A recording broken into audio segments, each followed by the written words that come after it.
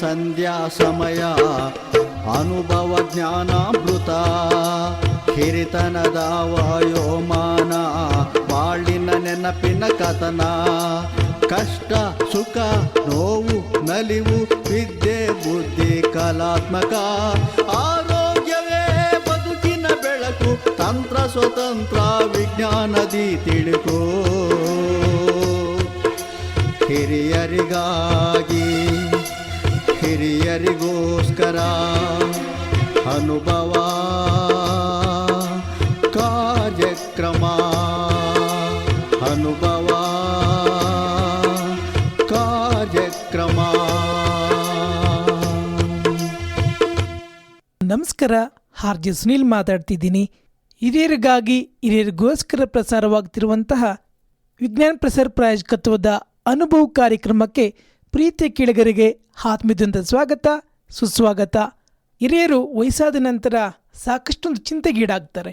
ಹೇಗೆ ನನ್ನ ಸಮಯ ಕಳೆಯೋದು, ಹೇಗೆ ನನ್ನ ಆರೋಗ್ಯ ನೋಡ್ಕೊಳ್ಳೋದು, ನನ್ನ ಯಾರು ಮಾತಾಡ್ಸೋರಿಲ್ವೇ ಅಂತಕ್ಕಂಥ ಈ ಥರದ ಒಂದು ಚಿಂತೆಗಳಿಗೀಡಾಗುವಂಥದ್ದು ಸರ್ವೇ ಸಾಮಾನ್ಯ ಆಗಿದೆ. ಹಾಗಾದರೆ ನಾವು ಹಿರಿಯರಾದಂಥ ಸಂದರ್ಭದಲ್ಲಿ ಯಾವ ರೀತಿಯಲ್ಲಿ ನಾವು ಆರೋಗ್ಯವಾಗಿರ್ಬೋದು, ಹಾಗೆ ಯಾವ ರೀತಿಯಲ್ಲಿ ನಾವು ಚಟುವಟಿಕೆಗಳಲ್ಲಿ ಭಾಗವಹಿಸಿ ಅಥವಾ ಕೆಲವೊಂದು ಹವ್ಯಾಸಗಳಿಂದ ಉತ್ತಮವಾದಂಥ ಆರೋಗ್ಯವನ್ನು ನೋಡ್ಕೊಳ್ಳೋದಕ್ಕೆ ಸಾಧ್ಯ, ಈ ಒಂದು ಎಲ್ಲ ವಿಚಾರಗಳನ್ನು ತಿಳಿಸ್ಕೊಡೋದಕ್ಕೆ ಇವತ್ತಿನ ಕಾರ್ಯಕ್ರಮದಲ್ಲಿ ಡಾಕ್ಟರ್ ಪದ್ಮಿನಿ ನಾಗರಾಜ್ ಮೇಡಮ್ ಅವರು ನಮ್ಮೊಂದಿಗೆ ಇದ್ದಾರೆ. ಇವರು ಪ್ರಾಂಶುಪಾಲರಾಗಿದ್ದಾರೆ, ಜೊತೆಗೆ ಲೇಖಕಿ ಸಹ ಆಗಿದ್ದಾರೆ. ಪ್ರಸ್ತುತ ಸಂದರ್ಭದಲ್ಲಿ ಕೇಂದ್ರ ಸಾಹಿತ್ಯ ಅಕಾಡೆಮಿಯ ಕನ್ನಡ ಸಲಹಾ ಸಮಿತಿಯ ಸದಸ್ಯರು ಸಹ ಆಗಿದ್ದಾರೆ. ಖುದ್ದಾಗಿ ಇವತ್ತಿನ ಡಾಕ್ಟರ್ ಪದ್ಮಿನಿ ನಾಗರಾಜ್ ಮೇಡಮ್ ಅವರು ನಮ್ಮೊಂದಿಗಿದ್ದಾರೆ. ಅವ್ರನ್ನೇ ಕಾರ್ಯಕ್ರಮದಲ್ಲಿ ನಾವು ಮಾತಾಡಿಸೋಣ. ನಮಸ್ಕಾರ ಮೇಡಮ್, ತಮಗೆ ಕಾರ್ಯಕ್ರಮಕ್ಕೆ ಆತ್ಮೀಯದಿಂದ ಸ್ವಾಗತ ಸುಸ್ವಾಗತ ಮೇಡಮ್. ನಮಸ್ಕಾರ. ನಮಸ್ಕಾರ ಎಲ್ಲ ಕೇಳುಗರಿಗೂ ಕೂಡ ನಮಸ್ಕಾರ ಮೇಡಮ್. ಇವತ್ತಿನ ಕಾರ್ಯಕ್ರಮದಲ್ಲಿ ತಮ್ಮ ಒಂದು ವೃತ್ತಿ ಜೀವನದ ಬಗ್ಗೆ ಮತ್ತು ಪ್ರವೃತ್ತಿ ಬಗ್ಗೆ ನಾವು ಮಾತಾಡ್ತಿದ್ದೀವಿ. ಹಾಗಾಗಿ ಸಾಕಷ್ಟು ಹಿರಿಯರಿಗೆ ಇದು ಸ್ಫೂರ್ತಿಯಾಗುತ್ತೆ ಅಂತೇಳಿ ನಾನು ಭಾವಿಸ್ತೀನಿ.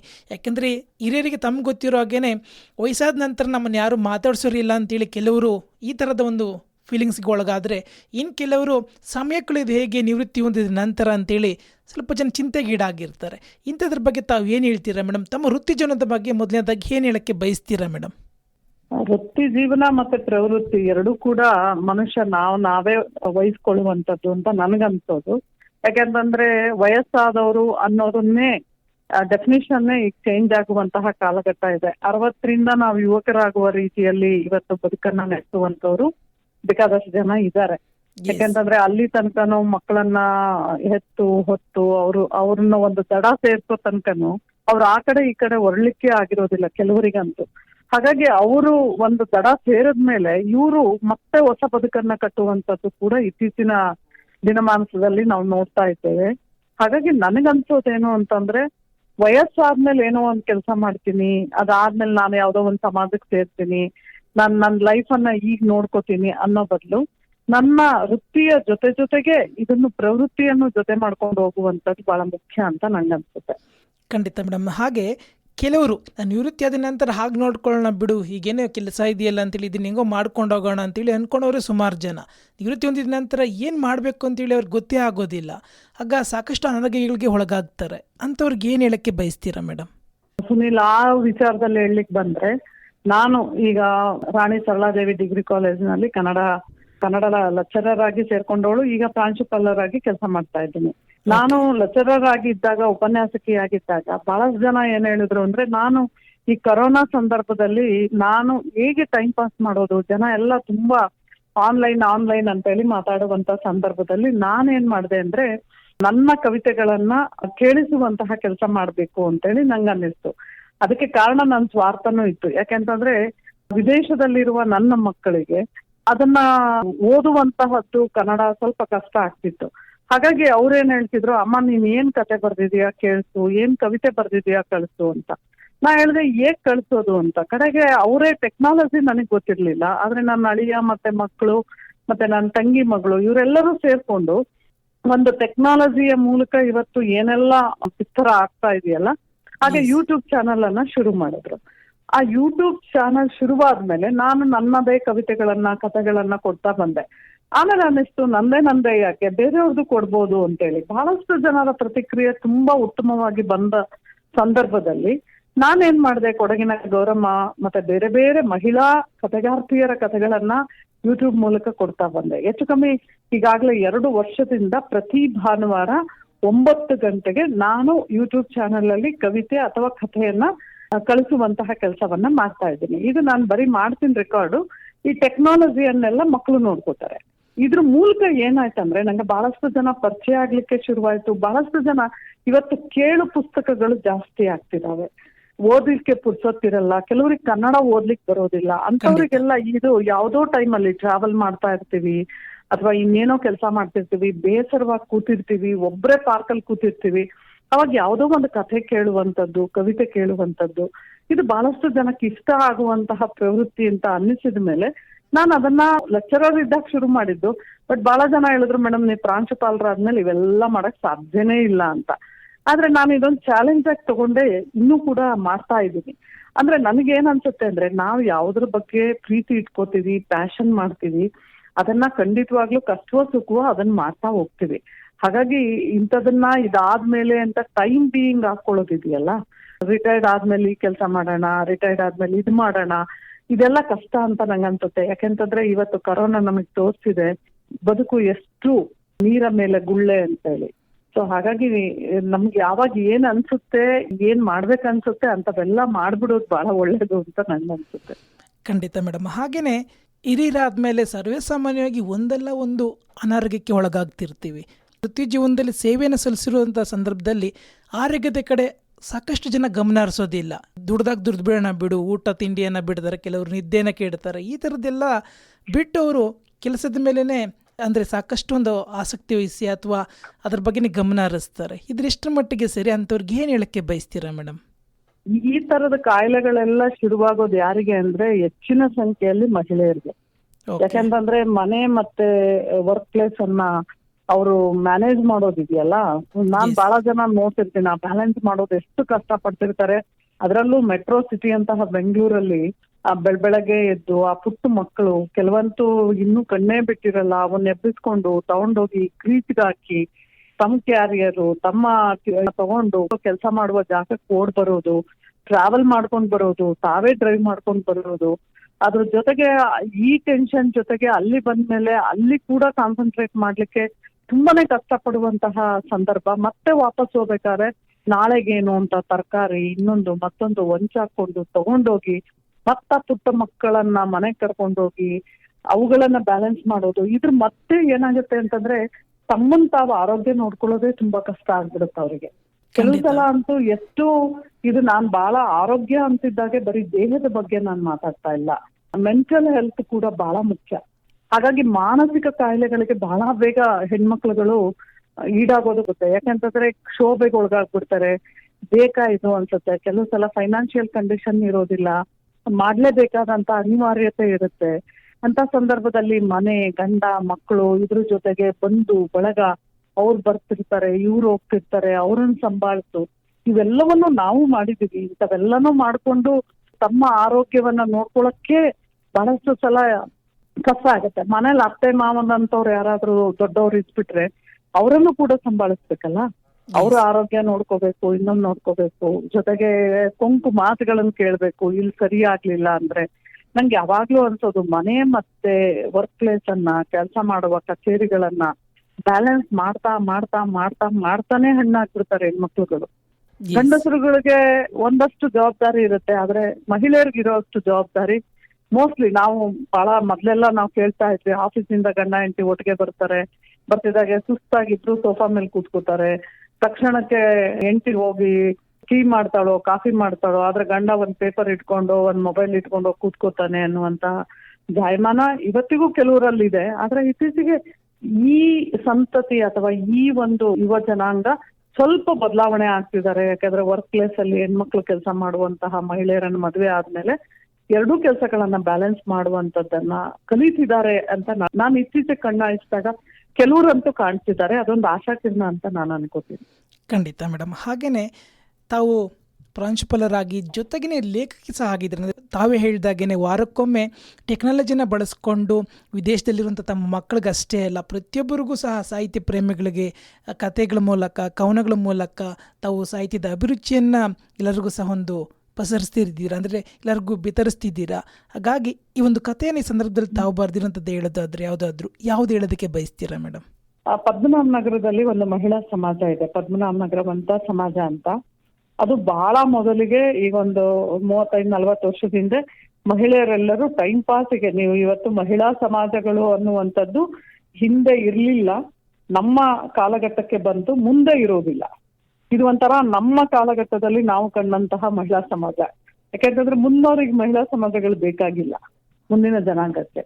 ಹಿಂದೆ ಇದ್ದವ್ರಿಗೂ ನಮ್ಮ ಅಜ್ಜಿರಿಗೆಲ್ಲ ಬೇಕಾಗಿರ್ಲಿಲ್ಲ. ಆದ್ರೆ ನಮ್ಮ ಕಾಲಘಟ್ಟಕ್ಕೆ ಈ ಮಹಿಳಾ ಸಮಾಜಗಳು ಟೈಮ್ ಪಾಸ್ಗೆ, ಇನ್ನೊಂದಕ್ಕೆ, ಹೆಣ್ಮಕ್ಳುಗಳು ಕೆಲ್ಸಕ್ಕೆ ಹೋಗದೆ ಇದ್ದಾಗ, ಮನೇಲೇ ಇದ್ದಾಗ ಟೈಮ್ ಪಾಸ್ಗೆ ಅಂತ ಶುರುವಾಯ್ತು.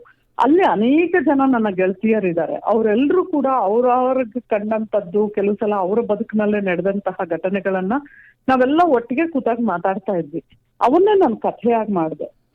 ಮೊದಲನ ಕಥಾ ಸಂಕಲನದಲ್ಲಿ ಹೆಚ್ಚು ಕಮ್ಮಿ ಅನುಭವದ್ದೇ ಕಥೆಗಳು, ಅದರಲ್ಲೂ ಮಹಿಳೆಯರನ್ನು ಮುಖ್ಯವಾಗಿ ಇಟ್ಕೊಂಡೇ ಬರ್ದಂಥದ್ದು. ಆದ್ರೆ ಎರಡನೇ ಕಥಾ ಸಂಕಲನ ಉರಿವ ಬೆಂಕಿಗೆ ಮೈಯೆಲ್ಲ ಬಾಯಿಯಲ್ಲಿ, ನನ್ನ ಸ್ವಂತ ಊರು ಅಥವಾ ನನ್ನ ಹಳ್ಳಿಗೆ ಹೋದಾಗ ಅಲ್ಲಿ ಕಂಡಂತಹ ಅನೇಕ ಜನರನ್ನ ಕಥೆ ಹಾಕ್ತಿದ್ದೀನಿ. ಮತ್ತೆ ಕೆಲವನ್ನ ಇಮ್ಯಾಜಿನೇಷನ್ ಮಾಡ್ಕೊಂಡಿದ್ದೀನಿ, ಕೆಲವನ್ನ ನನ್ನ ಸುತ್ತಮುತ್ತ ಇರೋರನ್ನ ಇಟ್ಕೊಂಡು ನಾ ಕಥೆ ಬರ್ದಿದ್ದೀನಿ. ಅದ್ರಲ್ಲಿ ನನಗೆ ಬಹಳ ಇಷ್ಟವಾಗುವಂತದ್ದು ಒಂದು ಬಸಿರು ಅಂತೇಳಿ ಕಥೆ. ನಾನೇ ನನ್ನ ಕಣ್ಮುಂದೆ ಕಂಡಂತಹ ಒಂದು ನಾಗಮಣಿ ಅನ್ನುವಂತಹ ಒಂದು ಹುಡುಗಿ. ಆ ಹುಡುಗಿ ಚಿಕ್ಕವಳಿದ್ದಾಗ ಜೊತೆಲೆ ಆಟ ಆಡ್ತಿದ್ದವಳು. ಇದಕ್ಕಿದ್ದಾಗೆ ಒಂದು ಚಿಕ್ಕ ವಯಸ್ಸಿನಲ್ಲಿ ಆಟ ಆಡ್ಬೇಕಾದ್ರೆ ಬಿದ್ದು ಅವಳು ತಲೆಗೆ ಏಟಾಗುತ್ತೆ. ಅವಳಿಗೆ ಅರ್ಧಂಬರ್ಧ ಹುಚ್ಚಿ ಆಗ್ಬಿಡ್ತಾಳೆ. ಮನೆಯಲ್ಲಿ ಪಾಪ ತಂದೆ ಭಟ್ರಾಗಿರ್ತಾರೆ, ಅಂದ್ರೆ ಪೂಜೆ ಮಾಡುವಂತಹ ಪುರೋಹಿತರಾಗಿರ್ತಾರೆ. ಅವರಿಗೆ ಆ ಹುಡುಗಿಗೆ ಟ್ರೀಟ್ಮೆಂಟ್ ಕೊಡಿಸ್ಲಿಕ್ಕೆ ಆಗ್ತಿರೋದಿಲ್ಲ. ಹಾಗಾಗಿ ಅಂತಹ ಹುಡುಗಿಗೆ ಊರಲ್ಲೆಲ್ಲ ಇದೇನಿದು ತಲೆ ಸರಿ ಇಲ್ಲ, ಅರ್ಧಂಬರ್ಧ ಹುಚ್ಚಿ ಅನ್ನೋ ರೀತಿಯಲ್ಲೇ ಮಾತಾಡ್ತಿರ್ತಾರೆ. ಅವಳು ಕೆಲವು ಸಲ ನಿಜ ಮಾತಾಡಿದ್ರು ಕೂಡ ಯಾರು ಅದನ್ನ ಅಷ್ಟು ಗಣನೆಗೆ ತಗೊಳೋದಿಲ್ಲ. ತಂದೆ ತಾಯಿ ಇರೋ ತನಕ ತುಂಬಾ ಕಷ್ಟ ಪಡ್ತಾರೆ. ಎಲ್ಲಾದ್ರೂ ಒಂಚೂರು ಹುಡುಗಿ ಮೆಚೂರ್ಡ್ ಆಗಿ ದೊಡ್ಡೋಳಾದ್ಮೇಲೆ ಅವಳನ್ನೆಲ್ಲಾದ್ರೂ ಕರ್ಕೊಂಡೋಗಿ ಒಬ್ಳನ್ನೇ ಬಿಡೋದು ಕೂಡ ತೊಂದರೆ ಆಗುತ್ತೆ. ಅಂತ ಸಂದರ್ಭದಲ್ಲಿ ಒಂದ್ಸಲ ಅವಳನ್ನ ಮದ್ವೆ ಮನೆಯಲ್ಲಿ, ಅವ್ರದೇ ಕುಟುಂಬದ ಮದ್ವೆ ಮನೆಯಲ್ಲಿ ಪರಿಚಿತರೇ ಅವಳ ಮೇಲೆ ಒಂದು ಅತ್ಯಾಚಾರ ಮಾಡ್ತಾರೆ. ಪಾಪ ಅವಳಿಗೆ ಗೊತ್ತೇ ಆಗೋದಿಲ್ಲ. ಅವಳು ಹೇಳ್ತಾ ಇರ್ತಾಳೆ, ಇವ್ನು ನನ್ ಮೇಲೆ ಬಿದ್ದ ಅಂದ್ರೆ ಆ ಹುಡುಗಿಗೆ ಅದನ್ನ ಯಾರು ನಂಬಕ್ಕೆ ಸಾಧ್ಯ ಇಲ್ಲ, ಯಾಕಂದ್ರೆ ಇದು ಅರೆ ಹುಚ್ಚಿ ಅಲ್ಲ ಅಂತೇಳಿ. ಕಡೆಗೆ ಆ ಹುಡುಗಿ ಪ್ರೆಗ್ನೆಂಟ್ ಆಗ್ತಾಳೆ. ಆಸ್ಪತ್ರೆಗೆ ಕರ್ಕೊಂಡೋಗಿ ಅವ್ರ ಅಮ್ಮ ಅಬಾರ್ಟ್ ಮಾಡಿಸ್ಕೊಂಡ್ ಕರ್ಕೊಂಡ್ ಬರ್ತಾಳೆ. ಆಮೇಲೆ ಡಾಕ್ಟರ್ ಹತ್ರ ರಿಕ್ವೆಸ್ಟ್ ಮಾಡ್ಕೋತಾಳೆ. 2-3 ಸಲ ಆ ಥರದ್ದೇ ಘಟನೆಗಳು ಅತ್ಯಾಚಾರಕ್ಕೆ ಇದಾದಾಗ ಅವಳು ಏನ್ ಮಾಡ್ತಾಳೆ, ಅವ್ರ ಅಮ್ಮ ರಿಕ್ವೆಸ್ಟ್ ಮಾಡ್ಕೊಂಡು ಡಾಕ್ಟರ್ ಹತ್ರ ಲೂಪ್ ಹಾಕಿಸ್ಕೊಂಡ್ ಬರ್ತಾರೆ. ಆದ್ರೆ ಆ ಹುಡುಗಿ ಯಾವಾಗ್ಲೂ ಯಾರಾದ್ರೂ ಕಂಡ್ರೆ ಸಾಕು ಪ್ರೆಗ್ನೆಂಟ್ ಆಗಿದ್ದೀನಿ ಅಂತೇಳಿ, ಬಸರಾಗಿದ್ದೀನಿ ಅಂತಾನೆ ಅವಳು ಆ ರೀತಿಯಲ್ಲಿ ಹೇಳ್ಕೊಳ್ಳೋದು, ವಾಂತಿ ಮಾಡ್ದೆ ಅನ್ನೋದು, ಬೇರೆಯವ್ರ ಹತ್ರ ಇಂಥದ್ದೆಲ್ಲ ಹೇಳ್ತಿರ್ತಾಳೆ. ಆದ್ರೆ ಒಂದು ಸಲ ಆ ಹುಡುಗಿಗೆ ಈ ತರ ಮಾತಾಡಿದಾಗ ಎಲ್ರು ಕೂಡ ಇದು ಹುಚ್ಚಿ, ನಂಬ್ಲಿಕ್ಕೆ ಸಾಧ್ಯ ಇಲ್ಲ ಅಂತ ಹೇಳ್ತಾರೆ. ಆದ್ರೆ ಯಾರನ್ನೋ ತೋರಿಸಿ ಇವ್ನ್ ನನ್ ಮೇಲೆ ಅತ್ಯಾಚಾರ ಮಾಡಿದಾನೆ, ಇವನ್ಗೆ ನನ್ನ ಹೊಟ್ಟೆಲಿರೋ ಮಗುಗೆ ಅಪ್ಪ ಆಗ್ತಿದ್ದೀನಿ ಅನ್ನುವಂತಹ ಮಾತನ್ನ ಅವಳು ಹೇಳ್ತಿರ್ತಾರೆ. ತಂದೆ ಸತ್ತೋಗ್ತಾರೆ, ತಾಯಿ ಸತ್ತೋಗ್ತಾರೆ, ಇರೋನೊಬ್ಬ ತಮ್ಮ ಇರ್ತಾನೆ, ಅವನಿಗೆ ಇವಳು ನೋಡ್ಕೊಳ್ಳೋದೇ ಒಂದು ಕಷ್ಟ ಆಗತ್ತೆ. ಅಂತಹ ಹುಡುಗಿ ಕಡೆಯಲ್ಲಿ ಒಂದು ಮದುವೆಯಲ್ಲಿ ಬಾಲ್ಯದ ಗೆಳತಿಗೆ ಸಿಗ್ತಾಳೆ. ಅವಳು ಹೇಳ್ತಾಳೆ, ನೋಡು ಅಲ್ಲಿ ಪುರೋಹಿತಕ್ಕೆ ಮಾಡಿಸ್ತಿದ್ದಾನಲ್ಲ, ಅವನಿಗೆ ನಾನು ಬಸ್ರಿ ಆಗಿದ್ದೀನಿ ಅಂತ ಹೇಳಿದಾಗ, ಹೌದಾ ನಿಜವಾಗ್ಲೂ ಬಸ್ರಿ ಆಗಿದೀಯಾ ಅಂತ ಇವಳಿಗೆ ಗೊತ್ತಿರೋದಿಲ್ಲ ಇದೆಲ್ಲ.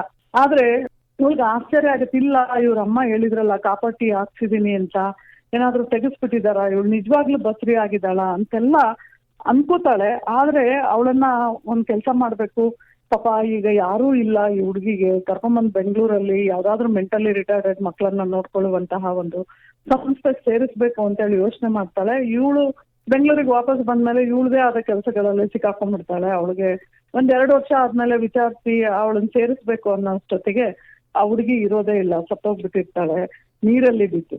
ಅವಾಗ ಇವಳಿಗೆ ಆಶ್ಚರ್ಯ ಆಗೋಗುತ್ತೆ, ಅರೆ ಇದೇನಿದು ಇವಳು ಯಾಕೆ ಸತ್ಲು ಅಂತಂದಾಗ, ಸತ್ತಿದ್ದಲ್ಲ ಸಾಯಿಸಿದ್ದು ಅನ್ನೋ ರೀತಿಯಲ್ಲಿ ಬೇರೆಯವ್ರು ಮಾತಾಡ್ತಾರೆ.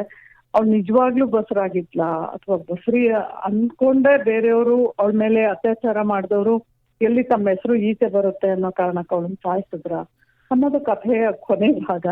ಹಾಗಾಗಿ ಇದು ನಮ್ಮೂರಲ್ಲೇ ನಡೆದಂತಹ, ನಾನು ಹುಟ್ಟಿ ಬೆಳೆದಂತಹ ಊರಲ್ಲೇ ನಡೆದಂತಹ ಘಟನೆ ಇದು. ಆ ಹುಡುಗಿ ಇವತ್ತಿಗಿದ್ದಾಳೆ, ಆದ್ರೆ ನನ್ನ ಕಥೆಯಲ್ಲೇ ಅವಳು ಸಾಯ್ತಾಳೆ. ಈ ಥರದ್ದು ನನ್ನ ಕಣ್ಣು ಮುಂದೆ ಕಂಡಂತದ್ದು ಅನೇಕ ಜನರ ಕ್ಯಾರೆಕ್ಟರ್ಗಳನ್ನ ನಾನು ಕಥೆಯಾಗಿ ಮಾಡಿದ್ದೀನಿ.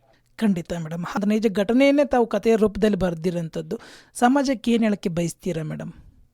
ಸಮಾಜ ಇವತ್ತು ಹೆಣ್ಣನ್ನು ನೋಡೋ ದೃಷ್ಟಿಕೋನವನ್ನ ನಾನು ಹೇಳಲಿಕ್ಕೆ ಹೊರಟಿದ್ದು ಅದು ಸುನಿಲ್. ಯಾಕೆಂತಂದ್ರೆ ಇವತ್ತು ಸಮಾಜಕ್ಕೆ ಹೆಣ್ಣು ಅಂತ ಅಂದ್ರೆ ಸಾಕು ಅವಳು ಹುಚ್ಚಿನ ಮುದುಕಿನ. ಇವತ್ತು ನಾವು ನೋಡ್ತಾ ಇದೀವಿ ನಮ್ಮ ಸುತ್ತಮುತ್ತದ ಘಟನೆಗಳಲ್ಲೇ ನೋಡ್ತಾ ಇದೀವಿ.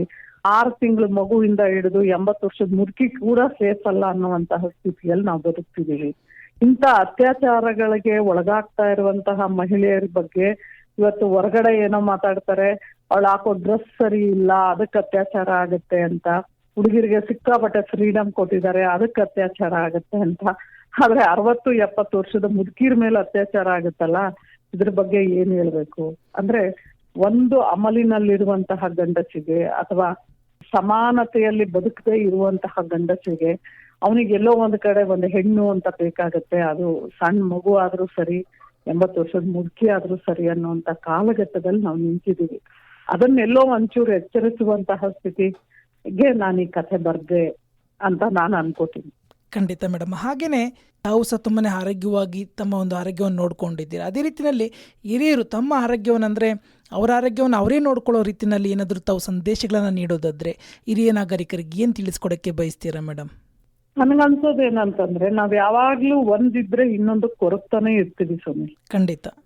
ಮಕ್ಳಿದಾವೆ ಇವು ಯಾವಾಗ ಇವಕ್ಕೆ ಒಂದ್ ದಡ ಸೇರಿಸ್ತೀವೋ ಅಂತ ಕೊರಗ್ತಿರ್ತೀವಿ. ಮಕ್ಕಳೆಲ್ಲ ರೆಕ್ಕೆ ಹತ್ಕೊಂಡು ನಮ್ಮಿಂದ ದೂರ ಹೋಗಿ ಮನೆ ಬಿಟ್ಟು ಹೋಗ್ತಾರೋ, ದೇಶ ಬಿಟ್ಟು ಹೋಗ್ತಾರೋ, ಆಗೋದ್ಮೇಲೆ ಮಕ್ಳು ನಮ್ಮ ಹತ್ರ ಇಲ್ಲ ಅಂತ ಕೊರಗ್ತೀವಿ. ಈ ಕೊರಗುವಂತದ್ದು ಪ್ರತಿ ಕಾಲಘಟ್ಟದಲ್ಲೂ ಇರುತ್ತೆ. ಅಂತಹ ಕೊರಗುವುದನ್ನ ದೂರ ಮಾಡ್ಕೊಳ್ಳೋದು ಬಹಳ ಮುಖ್ಯ.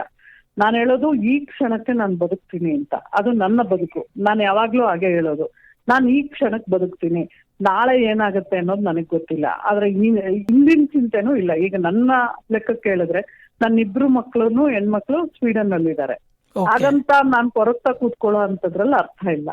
ನಾನೀಗ ಬದುಕನ್ನ ಈ ಕ್ಷಣಕ್ಕೆ ಜೀವಿಸ್ತಾ ಇದ್ದೀನಿ. ಈ ಕ್ಷಣವನ್ನ ಕಳ್ಕೊಂಡ್ಮೇಲೆ ವಾಪಸ್ ಈ ಕ್ಷಣ ಬರೋದಿಲ್ಲ. ಹಾಗಾಗಿ ಕೊರಗುವಂತದ್ದನ್ನ ಮೊದ್ಲು ಬಿಡ್ಬೇಕು. ನನಗೆ ಏನೆಲ್ಲ ಆಸೆಗಳಿದ್ವು ಯಾವ್ದೋ ಕಾಲಘಟ್ಟಕ್ಕೆ ಅದೆಲ್ಲ ಮಾಡಕ್ಕಾಗಿಲ್ಲ, ಇವಾಗ ಮಾಡೋಣ ಬಿಡಿ. ಈಗೆಲ್ಲ ವಯಸ್ಸಾದ್ಮೇಲೆ ಏನಾಗುತ್ತೆ, ಕೆಲವ್ರ ಹತ್ರ ದುಡ್ಡಿರುತ್ತೆ ಚೆನ್ನಾಗಿ, ಆದ್ರೆ ನನ್ನ ಹೆಲ್ತ್ ಹಂಗಿದೆ ಹಿಂಗಿದೆ. ಬಹಳ ಸಲ ನಮ್ಮ ಆರೋಗ್ಯ ಕೆಡೋದು ದೇಹದಿಂದಲ್ಲ, ನನ್ನ ಯೋಚನೆಯಿಂದ, ನನ್ನ ಮನಸ್ಸಿನಿಂದ. ನಾನು ಹೇಗ್ ಯೋಚನೆ ಮಾಡ್ತೀನಿ ಆಗ ನನ್ನ ಆರೋಗ್ಯ ಇರುತ್ತೆ. ನನ್ಗೆ ತಿಂದ್ರೆ ಹಿಂಗಾಗ್ಬಿಡುತ್ತೆ, ತಿಂದ್ರೆ ಹಂಗಾಗ್ಬಿಡುತ್ತೆ, ನನ್ ಯಾರು ನೋಡ್ಕೋತಾರೆ, ನನ್ಗೆ ಯಾರಿದ್ದಾರೆ, ಯಾವತ್ತೂ ಆಗೋದಕ್ಕೆ ಇವತ್ತು ಯಾಕೆ ಕೊರಗ್ಬೇಕು ಸುನಿ? ನನಗನ್ಸೋದು ಆಗಪ್ಪ, ನಾನ್ ಈ ಕ್ಷಣಕ್ ಬದುಕ್ತೀನಿ, ಈ ಕ್ಷಣಕ್ ಬದುಕೋದಕ್ ಕಲಿಯೋಣ. ಇವತ್ ನೋಡಿ ಹೊರಗಡೆ ಪಾರ್ಕ್ ಅಲ್ಲಿ ನಗೋದಕ್ ಒಂದೊಂದು ಕ್ಲಬ್ಗಳಿದಾವೆ, ಯೋಗ ಮಾಡ್ಲಿಕ್ಕೆ ಒಂದ್ ಕ್ಲಬ್ಗಳಿದಾವೆ, ಯಾವ್ದಾವ್ದಕ್ಕೂ ಇದಾವೆ. ನಮ್ ಇಂಟ್ರೆಸ್ಟ್ ಏನು, ವಯಸ್ಸಾಗ್ತಿದ್ದಂಗೆ ಸತ್ಸಂಗ ಸೇರ್ಕೋಬೇಕು ಅಂತ ಏನಿಲ್ಲ. ನಿಮ್ಗೆ ಇನ್ನೇನು ನಿಮ್ಮ ವಯಸ್ಸಲ್ಲಿ ಏನೆಲ್ಲ ಮಾಡ್ಲಿಕ್ಕಾಗ್ಲಿಲ್ಲ ಅವೆಲ್ಲವನ್ನೂ ಸಾಧಿಸುವಂತಹ ಆಸಕ್ತಿ ನಮ್ದು ಉಳಿಸ್ಕೊಂಡ್ರೆ ಬದುಕಿನಲ್ಲಿ ಒಂದು ಆಸಕ್ತಿ ಉಳಿಸ್ಕೋಬೇಕು. ನಾನೇ ನನ್ನ ಮಹಿಳಾ ಸಮಾಜಕ್ಕೆ ಬರೋರನ್ನ ನೋಡ್ತಿರ್ತೀನಿ, 70 ವರ್ಷ 80 ವರ್ಷ ಆಗಿರುತ್ತೆ, ಎಷ್ಟು ನೀಟಾಗಿ ಡ್ರೆಸ್ ಮಾಡ್ಕೊಂಡು ಮ್ಯಾಚಿಂಗ್ ಓಲೆಗಳು ಹಾಕೊಂಡು ನಕ್ಲೆಸ್ಗಳನ್ನ ಹಾಕೊಂಡು ಬರ್ತಿರ್ತಾರೆ. ಅದು ಬದುಕನ್ನ ಅನುಭವಿಸುವ ಸ್ವಾದಿಸುವ ಬದುಕದು. ನನ್ ವಯಸ್ಸಾಯ್ತು ನಾನು ಯಾಕೆ ಹಿಂಗಿರ್ಬೇಕು ಅನ್ಕೊಂಡ್ರೆ ಅದು ನಮ್ಮ ಮನಸ್ಥಿತಿ ಅಷ್ಟೇ. ಖಂಡಿತ ಮೇಡಮ್. ಎಷ್ಟೋ ಜನ ಹಿರಿಯರು ತಾವು ಹೇಳಿದಾಗೇನೆ ಅಂದರೆ ವಯಸ್ಸಾದ್ಮೇಲೆ ನನಗಿಷ್ಟೇ ಜೀವನ ಅಂತೇಳಿ ಇದೇ ರೀತಿಯ ಒಂದು ನೋವಿನ ಮಾತುಗಳನ್ನು, ನೋವಿನ ನುಡಿಗಳನ್ನು ನುಡಿತಿರ್ತಾರೆ, ನಂದಿಷ್ಟೇ ಜೀವನ ಬಿಡು ಅಂತೇಳಿ. ಈ ಥರದ ಮನೋಭಾವದಿಂದ ತುಂಬಿರುವಂಥವ್ರೆ ಸಾಕಷ್ಟು ಜನ. ತಾವು ಹೇಳಿದಾಗೇನೆ ಚಿಂತೆ ಮಾಡೋಂಥವ್ರೆ ಹೆಚ್ಚು, ಮಾತಾಡ್ಸೋರಿಲ್ಲ ಅಂತೇಳಿ ಕೆಲವರಾದರೆ ನಾನು ಏನು ಮಾಡೋದು, ಸಮಯ ಕಳೆಯೋದು ಅಂತೇಳಿ ಚಿಂತೆ ಮಾಡೋರೇ ಹೆಚ್ಚು.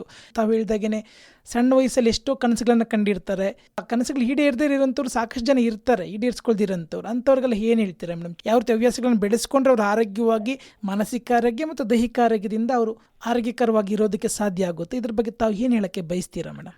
ನಂಗೇನ್ ಅನ್ಸುತ್ತೆ ಅಂದ್ರೆ ನಮ್ ಲೈಫ್ ಒಂಥರ ಇನ್ಶೂರೆನ್ಸ್ ತರ, ಕಟ್ಟಿ ಕಟ್ಟಿ ಕಟ್ಟಿ ಕಂತು ಕಟ್ಟದೆ ಅನುಭವಿಸೋರು ಯಾರೋ, ಅದಲ್ಲ ಲೈಫು. ನನ್ನ ಬದುಕನ್ನ ನಾನೇ ಕಟ್ಕೋಬೇಕು, ನಾನೇ ಅನುಭವಿಸ್ಬೇಕು. ನನಗ್ ಅನ್ಸೋದು ಹಾಗೆ. ಯಾಕಂತಂದ್ರೆ ಯಾವತ್ತಿಗೂ ಕೂಡ ಈ ಫ್ಯಾಷನ್ ಅವಾಗ ಮಾಡಕ್ಕಾಗ್ಲಿಲ್ವಾ, ಇವಾಗ ಮಾಡಿ ಯಾರ್ ಬೇಡ ಅಂತಾರೆ? ನಿಮ್ ಹತ್ರ ಸಿಕ್ಕಾಪಟ್ಟೆ ದುಡ್ಡಿದೆ, ಯಾಕೆ ಗಂಟಿಟ್ಟು ಹೋಗ್ತೀರಿ? ಖರ್ಚು ಮಾಡಿ, ನಿಮ್ಗೇನ್ ಆಸೆ ಅವನ್ನ ನೆರವೇರಿಸ್ಕೊಳ್ಳಿ. ನಾನು ಎಷ್ಟೋ ಜನ ಹೇಳ್ತಿರ್ತೀನಿ, ಕಾರಲ್ಲಿ ಓಡಾಡೋ ಅಂತ, ಟ್ಯಾಕ್ಸಿಲಿ ಓಡಾಡುವಂತ ಆಗುವಂತದ್ದಿದ್ರು ಕೂಡ ಬಸ್ಸಲ್ಲಿ ಓಡಾಡಕ್ ಹೋಗೋದು ಯಾಕೆ ಬೇಕು? ಯಾರಿಗ್ ಉಳಿಸ್ತಿದ್ದೀರಿ ನೀವು? ನಿಮ್ಮ ಸುಖಕ್ಕಾಗದ ದುಡ್ಡು ಯಾರ ಸುಖಕ್ಕಾಗಿ ಇಡಬೇಕು? ಇಡೋಣ, ಕೊಟ್ಟಿದೀವಿ, ಮಕ್ಳು ಕೊಟ್ಟಿರ್ತೀವಿ, ನಮ್ದು ಆದ್ಮೇಲೆ ಅವೆಲ್ಲ ತಗೋತಾರೆ, that is secondary. But at the same time ನಾನು ಅನುಭವಿಸಕ್ಕಾಗ್ದಂಗೆ ಏನ್ ಮಾಡ್ಕೊಳ್ಳೋ ಅಂತದ್ದಿದೆ. ಖಂಡಿತ ಬಹಳ ಸಲ ಮಕ್ಳಿಲ್ಲ ಅನ್ನೋದೊಂದ್ ಚಿಂತೆ, ಮಕ್ಳಿದ್ರೆ 1000 ಚಿಂತೆ. ಆ ಚಿಂತೆಗಳಲ್ಲೇ ಸಾವನ್ನ ಕೊನೆಗಾಣಿಸ್ಕೊಳ್ಳುವಂತವ್ರು ಬೇಕಾದಷ್ಟು ಜನ ಇದ್ದಾರೆ. ಮಕ್ಳಿಲ್ಲ ಅಂತ ಕೊರಗ್ತಿರ್ತಾರೆ, ಅವ್ರದ್ದೊಂಥರ ಚಿಂತೆ, ಅದು ಒಂದೇ ಚಿಂತೆ ಅವರಿಗೆ. ಆದ್ರೆ ಮಕ್ಳಿರೋದು 1000 ಚಿಂತೆಗಳು ಇಟ್ಕೊಂಡಿರ್ತಾರೆ. ಈ ಮಗ ನೋಡ್ಕೋತಾನ, ನಾನ್ ಹೋಗ್ಬಿಟ್ರೆ ನನ್ ಸೊಸೆ ನೋಡ್ಕೋತಾಳ, ನನ್ ಮಗಳು ನೋಡ್ಕೋತಾಳ, ನನ್ನ ಅಳಿಯ ನೋಡ್ಕೋತಾನ. ಅರೇ ಅದೆಲ್ಲ ಬರೋ ಕಾಲಘಟ್ಟಕ್ಕೆ ನೋಡ್ಕೊಳ್ಳಿ. ಈ ಸದ್ಯ ಲೈಫ್ ಅನ್ನ 20 ವರ್ಷದನ್ನ ಯೋಚನೆ ಮಾಡಿ ಈಗ ಯಾಕೆ ಕೊರಗ್ಬೇಕು? ಎಸ್, ಖಂಡಿತ ಮೇಡಮ್. ಹಾಗೆ ಸಾಕಷ್ಟು ಹಿರಿಯರು ಮೇಡಮ್ ತಮಗೆ ಗೊತ್ತಿರೋಗೆ ಮಕ್ಕಳು ನನ್ನ ಬಿಟ್ಟೋದ್ರು, ಸೊಸೆಂದ್ರ ನನ್ನ ಬಿಟ್ಟೋದ್ರು, ಮಗ ಬಿಟ್ಟು ಹೋದ, ಈ ಥರದ ಚಿಂತೆಗಳನ್ನ ತುಂಬ ಹಳ್ಳಿ ಕಡೆಯಲ್ಲಿ ಸಾಕಷ್ಟು ಜನ ಇದರ ಬಗ್ಗೆ ಯೋಚನೆ ಮಾಡ್ತಾರೆ. ಅಂತ ಹಿರಿಯ ನಾಗರಿಕರಿಗೆ ಕೊನೆಯದಾಗಿ ಏನು ಹೇಳೋದಕ್ಕೆ ಬಯಸ್ತೀರಾ ಮೇಡಮ್? ನನಗನ್ಸೋದೇನಂದ್ರೆ, ಬಿಟ್ಟು ಹೋಗ್ತಾರೆ ಅನ್ನುವಂಥದ್ದು ಪ್ರಕ್ರಿಯೆ, ಅದು ನಿಲ್ಲದ ಪ್ರಕ್ರಿಯೆ, ನದಿ ರೀತಿ ಇದು ಹೋಗ್ತಾ ಇರುತ್ತೆ. ಅದಕ್ಕೆ ಕೇವಲ ಮಕ್ಕಳಷ್ಟೇ ಕಾರಣ ಅಲ್ಲ, ಕೆಲವು ಸಲ ಹಿರಿಯರು ಕಾರಣ ಆಗ್ತಾರೆ. ಯಾಕೆಂತಂದ್ರೆ ಮನೆಗ್ ಬಂದಂತ ಸೊಸೆನ ಮಗಳ ತರ ನೋಡ್ಕೊಳ್ಳಾರ್ದಂತ ಬೇಕಾದಷ್ಟು ಜನ ಹಿರಿಯರು ನಮ್ಮ ಮಧ್ಯೆ ಇದ್ದಾರೆ. ಯಾವಾಗ್ಲೂ ಡಿಫ್ರೆನ್ಶಿಯೇಟ್ ಮಾಡಿ ಮಕ್ಕಳನ್ನ ಬೆಳೆಸುವಾಗ್ಲೇ ಹಂಗ್ ಬೆಳೆಸುವಂತವ್ರು ಎಷ್ಟು ಜನ ಇಲ್ಲ ಸುನೀಲ್. ಇದು ಪ್ಲಸ್, ಇದು ಮೈನಸ್, ಇದು ನಮ್ಮ ಮನೇಲಿ ಇರ್ತದೆ, ಈ ಹುಡುಗಿ ಬೇರೆ ಹೋಯ್ತದೆ ಅಂತಾನೆ ಬೆಳೆಸುವಂತವ್ರು ಇದ್ದಾರೆ. ಖಂಡಿತ ಮೇಡಮ್. ಆ ತರ ಡಿಫ್ರೆನ್ಶಿಯೇಟ್ ಬೆಳೆಸುವಂತ ಮನಸ್ಥಿತಿಗಳು ಒಂದ್ ಕಡೆ ಆದ್ರೆ, ಬರುವಂತ ಸೊಸೆಯನ್ನ ಸ್ವೀಕರಿಸಲಾರ್ದಂತಹ ಮನಸ್ಥಿತಿಗಳು ಕೂಡ ಇದಾವೆ. ಬಿಟ್ಕೊಡಿ ಒಂದಷ್ಟು ಕೆಲ್ಸನ, ಕಲಿಯಕ್ ಟೈಮ್ ಕೊಡಿ. 20-25 ವರ್ಷ ಯಾವುದೋ ಮನೆಯಲ್ಲಿ ಬೆಳೆದಂತಹ ಅವಳ ಊಟ ಬೇರೆ, ಅವಳ ಬದುಕು ಬೇರೆ, ಅವಳು ಯೋಚನೆ ಬೇರೆ ಅಂತಹ ಮಕ್ಕಳನ್ನ ಮದ್ವೆ ಮಾಡ್ಕೊಂಡು ಕರ್ಕೊಂಡ್ ಬಂದಿರ್ತಾರೆ. 20 ದಿವ್ಸನೂ ಟೈಮ್ ಕೊಡಲ್ಲ ಅವಳಿಗೆ ಅಡ್ಜಸ್ಟ್ ಆಗಕ್ಕೆ. ಅಲ್ಲಾಗಲೇ ಶುರು, ಅವಳು ಹೊಂದ್ಕೊಳಲ್ಲ, ಅವಳು ಮಾಡೋ ಅಡುಗೆ ನಮಗ್ ಸೂಟ್ ಆಗಲ್ಲ. 25 ವರ್ಷ ನಿಮ್ ಮಗ ನಿಮ್ ಜೊತೆನೆ ಇದಾನೆ ರೀ. ಆದ್ರೆ ಬಂದಿರೋ ಹುಡುಗಿ ಒಂಚೂರು ಬೇರ್ ಬಿಡಕ್ಕಾದ್ರೂ ಅವಕಾಶ ಕೊಡಿ. ಅಷ್ಟ್ರಲ್ಲಾಗ್ಲೇ ಕಂಪ್ಲೇಂಟ್ಗಳು ಹೇಳಿ ಆ ಮಕ್ಕಳ ಮನಸ್ಥಿತಿಗಳನ್ನು ಕೆಡಿಸ್ತಾ ಹೋಗ್ತಾರೆ. ಅವ್ರು ಯಾಕೆ ಹೊಂದ್ಕೋತಾರೆ? ಖಂಡಿತ ಮೇಡಮ್. ಬಿಟ್ಟೋದ್ರು ಅಂತ ನಾವ್ಯಾಕೆ ಕೊರಗ್ತೀವಿ? ನಾವು ಹೊಂದ್ಕೊಳ್ಳೋದನ್ನ ಕಲಿಬೇಕು. ಆಯ್ತಮ್ಮ, ನೀ ಬಂದಿದೀಯಾ, ನಿನಗೆ ಏನೆಲ್ಲ ಮಾಡ್ಕೊಡಕ್ ಅವಕಾಶ ಇದೆ, ಬಿಟ್ಕೊಡಿ. ನಿಮ್ ಜಾಗ ಸ್ಥಾನ ಬಿಟ್ಕೊಡಲ್ಲ. ಈಗ ನನಗನ್ಸೋದು ಫಿಲಮ್ಗಳಲ್ಲಿ ತೋರಿಸ್ತಾರೆ ನೋಡಿ, ಸೊಸೆ ಬರ್ತಿದ್ದಾಗೆ ಕೀ ಕೊಡ್ತಾರಲ್ಲ, ಅದ್ ಬರೀ ಪಿಕ್ಚರಿಗೆ ಮಾತ್ರ. ರಿಯಲ್ ಲೈಫ್ ಅಲ್ಲಿ ಖಂಡಿತ ನಾನು ಯಾರನ್ನೂ ನೋಡಿಲ್ಲ ಆ ತರ. ನಿಜ ಮೇಡಮ್, ನಿಜ. ಮನಸ್ಥಿತಿಗಳು ಬದಲಾಗ್ಬೇಕು ಎಲ್ರದ್ದು, ಅದು not only them. Yes madam, ಖಂಡಿತ.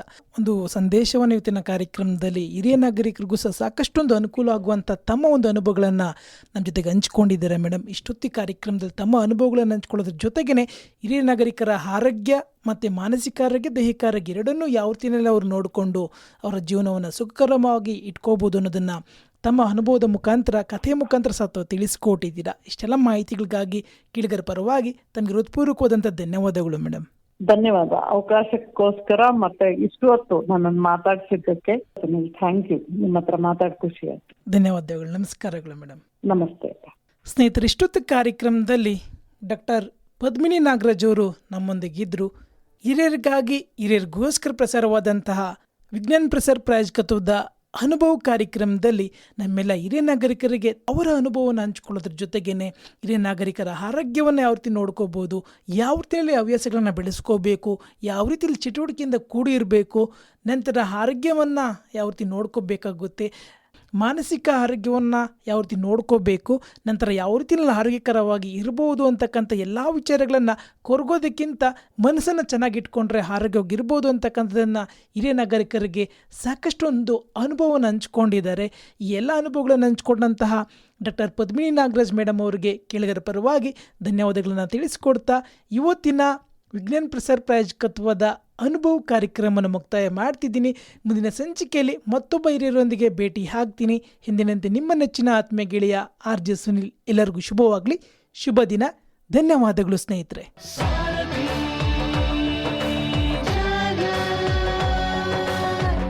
ನೀವು ಕೇಳ್ತಾ ಇದ್ದೀರಾ ಸಾರಥಿ ಝಲಕ್ 90.4 FM. ಕೇಳ್ರಪ್ಪೋ ಕೇಳ್ರಿ.